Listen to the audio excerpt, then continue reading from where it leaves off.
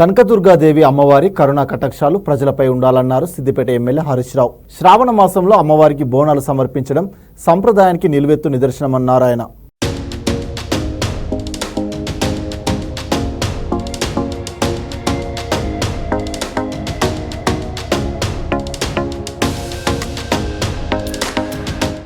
సిద్దిపేట జిల్లా రూరల్ మండలం పుల్లూరు మున్నూరు కాపు సంఘ ఆధ్వర్యంలో కనకదుర్గాదేవి విగ్రహ ధ్వజస్తంభం ప్రతిష్టాపన బోనాల ఉత్సవాలను ఘనంగా నిర్వహించారు. డప్పు చప్పుల నడుమ బోనం నెత్తిన ఎత్తిన మహిళలు ఊరేగింపుగా వెళ్లి అమ్మవారికి నైవేద్యం సమర్పించి మొక్కులు చెల్లించుకున్నారు.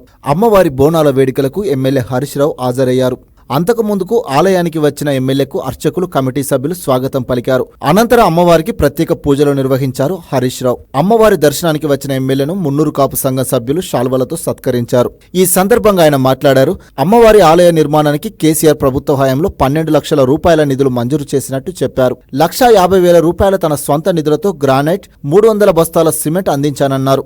ఆలయం నిర్మించాలన్న గ్రామ ప్రజల కోరిక నెరవేరిందన్నారు. కాళేశ్వరం ప్రాజెక్టు కొట్టుకుపోయిందన్న కాంగ్రెస్ అసత్య ఆరోపణలను కొట్టిపారేస్తూ రంగనాయక్ సాగర్ లో కళ్ల ముందు నీళ్లు పరవళ్లు తొక్కుతున్నాయన్నారు. ప్రాజెక్టు కొట్టుకుపోతే రిజర్వాయర్లకు నీళ్లు ఎక్కడి నుంచి వస్తున్నాయని హరీష్ ప్రశ్నించారు. బీఆర్ఎస్ పై నుంచి ప్రజల దృష్టి మళ్లించేందుకు కాంగ్రెస్ లోని చోటామూటా నాయకులు చేస్తున్న ఎత్తుగడలు సాగవన్నారు. ఎవరు ఎన్ని కుట్రలు పన్నినా ధర్మం, న్యాయం గెలుస్తుందని ధీమా వ్యక్తం చేశారాయన. పుల్లూరు గ్రామంలో కనకదుర్గాదేవి విగ్రహము, శిఖరము, ధ్వజస్తంభం యొక్క ప్రతిష్టా కార్యక్రమం అత్యంత వైభవంగా మన గ్రామంలో జరుపుకోవడం చాలా సంతోషం. పుల్లూరు గ్రామము మా సిద్దిపేట రూరల్ మండలంలోనే చాలా పెద్ద గ్రామం.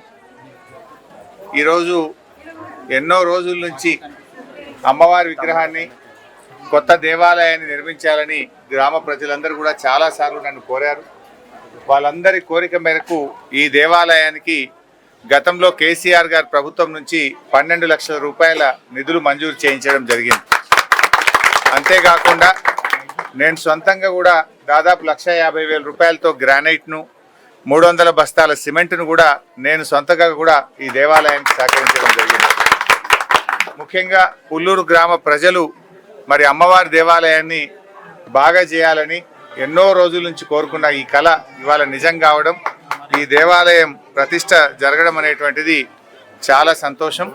మరి ఆ అమ్మవారి దయతో పుల్లూరు గ్రామం ఇంకా మంచిగా అష్టైశ్వర్యాలతో అభివృద్ధి చెందాలని, గ్రామ ప్రజలందరూ సుఖ సంతోషాలతో ఉండాలని, ఈ గ్రామంలో మంచి వర్షాలు పడి తెలంగాణ ప్రాంతం అంతా కూడా మంచి పంటలు పండాలని అమ్మవారిని ప్రార్థిస్తూ ఉన్నా. తప్పకుండా పుల్లూరు గ్రామానికి కూడా త్వరలోనే కాళేశ్వరం జలాలను కూడా తీసుకొచ్చి ఈ చెరువులను కూడా నింపి రైతాంగానికి నీళ్లు అందించేటువంటి ప్రయత్నం కూడా చేస్తాం. గతంలో కాళేశ్వరం కొట్టుకపోయిందని, కాళేశ్వరం మునిగిపోయిందని కాంగ్రెస్ నాయకులు దుష్ప్రచారం చేసిండ్రు. ఇవాళ కళ్ళ ముందు కాళేశ్వరం జలాలు సిద్దిపేట రంగనాయక్ సాగర్లో దుక్కుతా ఉన్నాయి. యాడికెళ్ళి దుక్కుతున్నాయి మరి? కొట్టుకపోతే 1,00,000 కోట్లు పోయిందని, కొట్టుకపోయిందని అన్ని అబద్ధాలు చెప్తే ఇవాళ బ్రహ్మాండంగా ఇవాళ రంగనాయక్ సాగర్ల, మల్లన్న సాగర్ల కాళేశ్వరం జలాలు గంగమ్మ తల్లి, గోదావరి తల్లి గలగల ప్రవహిస్తూ ఉంది.